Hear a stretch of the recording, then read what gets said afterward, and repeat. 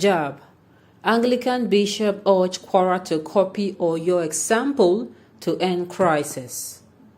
Welcome to the news, and please subscribe to our channel to be the first to be notified when we post hot juicy news updates. Please click on the notification bell button. Thank you. Bishops of the Diocese of the Church of Nigeria, Anglican Province in Kwara State, have called on Governor Abdulrahman Abdulrazak to follow the example of Governor Seyi Makinde of Oyo State on policy of use of hijab in schools to ensure peace in the state. Well, if you don't know that before now, just know that in Kwara State they're having a crisis whereby a certain school, I think Baptist school, a secondary school, I think parents of Muslim students who attend there are asking that they allow their children to wear hijab. That has been the bone of contention between these people. Like in all the things that is happening in this country, they cannot come together and say, you know what, this is the solution. Well, let's hear the advice this particular person is giving to them, or this particular body is giving to them. The news in detail, please stay with us. The plea was made at the Provincial Council meeting of a church after condemning the recent fracas occasioned by non-admitters of hijab-wearing students into the premises of Onyu Baptist High School, Ijagbo, Onyu local government area of Kwara State. Presided over by the Archbishop of the Ecclesiastical Province of Kwara, the most revered Israel Armor of the church, said that unconditional return of all Christian schools in the state to the original owners will bring a lasting solution to the problem, which it said is now assuming a terrifying and alarming magnitude. The people who commiserated with the families of a deceased person and those injured during the incident pray the good Lord to comfort and console them.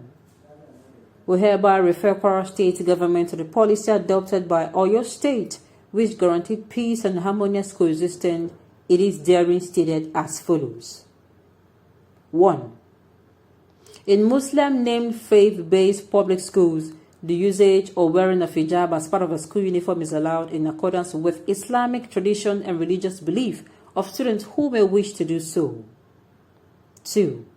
In Christian-named faith-based public schools, the student uniform should be in line with established tradition of a school and Christian religion. 3. In community-based public schools, the usage or wearing of a common hijab beret by female students is permissible. This is, however, optional for parents and students who wish to do so. 4. Under no circumstances or guise should any students or parents, group or body contravene the provisions in paragraph 1, 2, and 3 above. Any contravention of these provisions will attract appropriate disciplinary sanctions, including immediate expulsion of affected students from the school. We further urge the Executive Governor of Kwara State, Malam Abdulrahman Abdulrazak, to use his good office to restore normalcy to schools in the state and reverse the order permitting the use of hijab in Christian schools for the sake of peace and good neighborliness. First of all, when this issue started, I was like, so you mean this particular issue is an issue? Like, I was surprised. Because we are talking about insecurity, we're talking about the economy being deteriorating on a daily basis. Then, these people are coming out to say hijab said and hijab did not say. Like, I was like, what is going on? What is going on? Unfortunately, the crisis continued to rise. And I think in that particular crisis, one person or some persons actually died. And some people were injured. On a matter that can endure on a round table discussion. Like, how did we get to a point where violence become the thing of the day is what I don't understand. I am still finding it hard to believe that everybody wants to be, I am a war, I am in Anim Daboski every single time. Even the federal public, even the federal government as well. Look at the issue of secession with the southeastern region. Simple, come together, let's discuss this. In fact, all the political zone of Nigeria come together, let's discuss this. They have not said. And I'm telling you, dialogue will solve 101% or will give 101 solutions to any issue that is causing the Nigeria today. Because in dialogue, you are not going to say, oh, this is how I want it and this is how I don't want it. This is why I want it this way and this is why I don't want it. Unfortunately, everybody is dancing towards I am a war. It is not everything that should be I am a war. There are times where you are going to use a gentleman attitude or a dove-like attitude to get what you want. People have died and people are injured on a matter that should not even cause violence. Take your children to Islamic schools. Stop disturbing the peace of a Christian schools. We are not even allowed to attend your Islamic terrorist school. Sincerely, they should take the advice this person have rendered, or this particular group have rendered. In community-based public school, they can wear, okay, it is permissible. Then in Christian faith-based public school, the student uniform should be in line with Christian. That is justice. Which one is, at the end of the day, a school that is called Baptist High School? Hijab people will not, Muslims will not, like, I don't understand.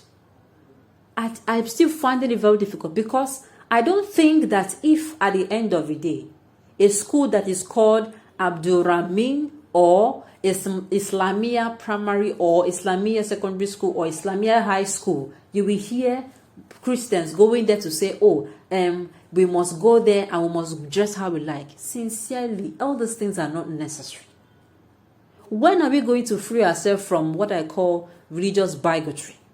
When are we going to free ourselves?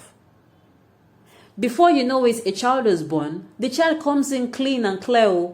Before you know what is going, that child grows up, and before you know it, the child's head is filled up with all sort of things. Mind you, this child did not come with that information. The society he meets. When are we going to embrace our diversity in this country? When?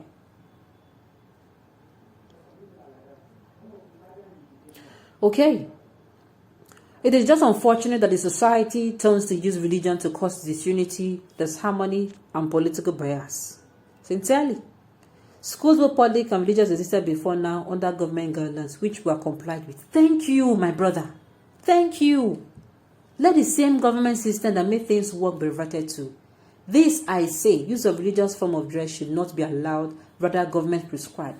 See, the thing is very simple. I've said it before.